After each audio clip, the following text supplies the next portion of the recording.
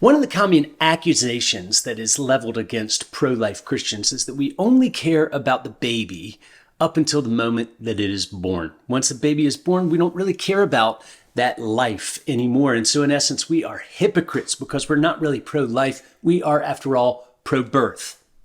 Don't believe it? Don't listen to it. In fact, do just the opposite and arm yourself with the information about how Christians are leading all efforts to improve the quality of life for all types of people across the spectrum from conception to natural death. Now, the question that we are specifically addressing in this episode is how are pro-life Christians and people around the world responding to the biblical call to rescue the innocent? How have people done it in history? How have people done it in the Bible? How are people doing it around the world today? And really, I'm going to answer this question as a multi-part installment, if you will, because the question of how are people answering the biblical call to rescue the innocent can't be done in one 7-minute episode. So today I'm going to focus primarily on the biblical examples of ways that Christians rescued the innocent in their sphere of influence. But before I do that, let me go back and remind you of all the things that Christians have been involved in the past as far as rescuing innocents or serving the innocents. The idea of hospitals was invented by Christians, as was the idea of orphanages and orphan care, invented by Christians. In fact, the very idea of universities for higher education and furthering learning was invented by Christians. The Red Cross was established by Christians. The Salvation Army was established by Christians. Braille was a sightless language devised by a Christian to help the blind to be able to read the Bible. The Underground Railroad was established and run largely by Christians. The abolition of the slave trade came at the hands of convicted Christians who knew that what was going on was wrong and were convicted by their faith that they should be involved in eradicating the slave trade. Go back in history and look at all the things that people have done, from getting involved in crisis response, getting involved in the care of the elderly, getting involved in the care of the addicted, getting involved in the care of the poor. Wherever you find the weak and needy of any sort, you will always find Christians leading those efforts. Doesn't mean that we're the only ones. Sometimes we're locking arms in solidarity with other good, non-believing people from societies, but you will always find Christians at the tip of the spear, at the very dangerous places, risking themselves, risking their own finances, giving of themselves in order to serve the weak and the needy. How has God asked you to get involved in the rescue of the weak and needy, specifically around the question of pro-life? Well, we're going to look at a couple of biblical examples and relate those to examples today. First one that I will give you is the example of Reuben, who saved his brother Joseph's life through moral reasoning and by standing up and making his voice heard. Joseph was going to be killed by his brothers, but Reuben intervened to rescue Joseph's life by using moral reasoning. Let's not kill Joseph. You can do the same thing. You may use moral reasoning in order to save the lives of the unborn. You may become an expert in pro-life apologetics, making the case for life for people who have questions or qualms about the pro-life position because they really don't understand it. They've just heard talking points to help them get through. Another example from the Bible that we look at very often is the example of Rahab. Now, Rahab used deception in order to save the lives of the Hebrew spies. Sometimes the Bible leaves us with uncomfortable things that we have to be able to deal with, but for some reason, Rahab used deception to save the lives of the spies, and she was commended for doing so.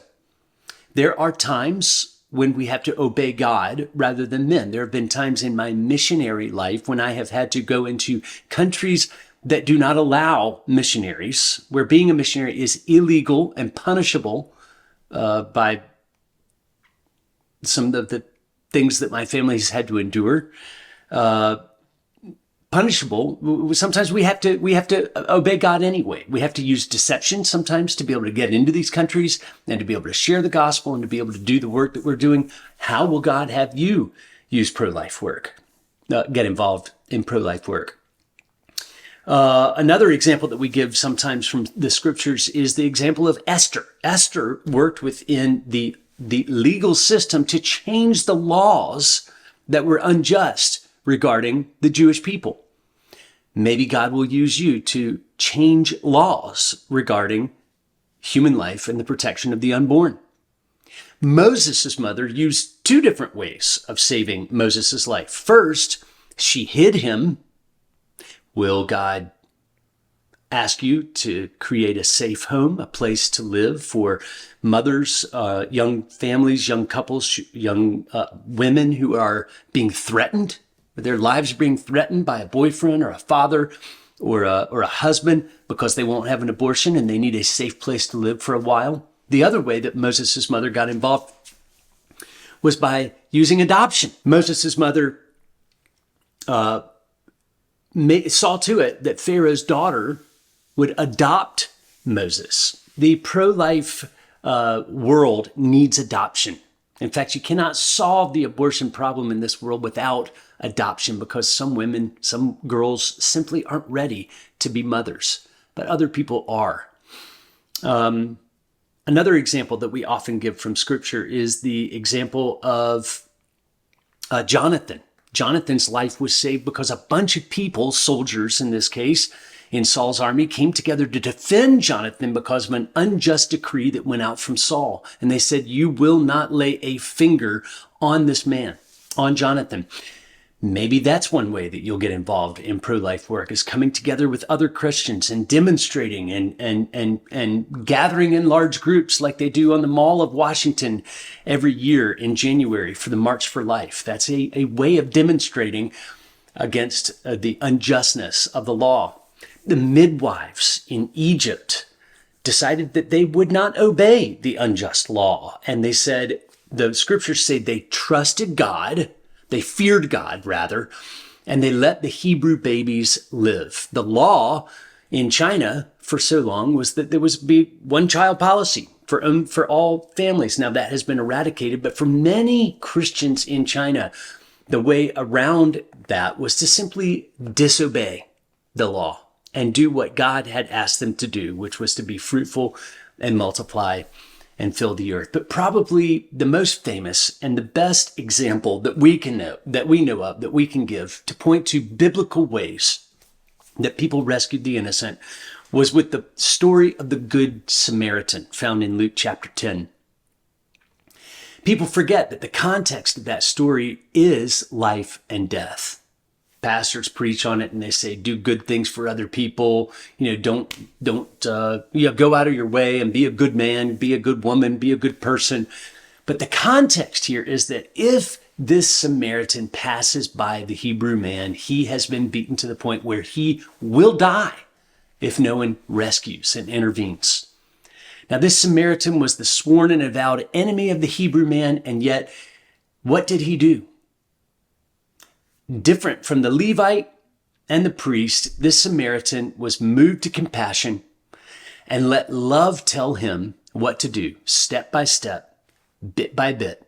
He did not go to medical school to learn to be a doctor so he could serve this man in his hour of need. He did not go to seminary to learn to be a pastor so that he could serve this man in his hour of need. He looked at the man, he assessed the situation, and he said, what must I do to be a good neighbor to this person? What would I want someone to do for me? Do I want them to clean these wounds? That's an easy thing to do. Clean a wound. Put a little oil on it to make sure that keeps from being infected. Bandage those wounds. These are not difficult things that he had to do. He realized that this man needed rest and safety. He put him on his own donkey and took him to an inn and gave him a place to rest and recover. And he even paid the bill for that. We say, well, man, that's a little bit difficult to do, to pay the bill. But if you could spend a few dollars, few $100 on saving the life of an unknown person, I think he would probably consider doing just that. The Good Samaritan was somebody who recognized the imminent need and allowed love to instruct his heart. He did not need a manual. He did not need to be an expert. He just let love teach him what to do in order to rescue and save the life of this man. In our next installment of this episode, we're going to be looking at other examples from missionary history and other examples of Christians throughout history since the Bible was written. Then we'll take another installment and look at what Christians are doing around the world today. How are they rescuing the innocents in their very different cultural contexts around the world? Christians have always been bold and gone to the hardest places in order to rescue the innocent, just as the Bible has commanded us to do.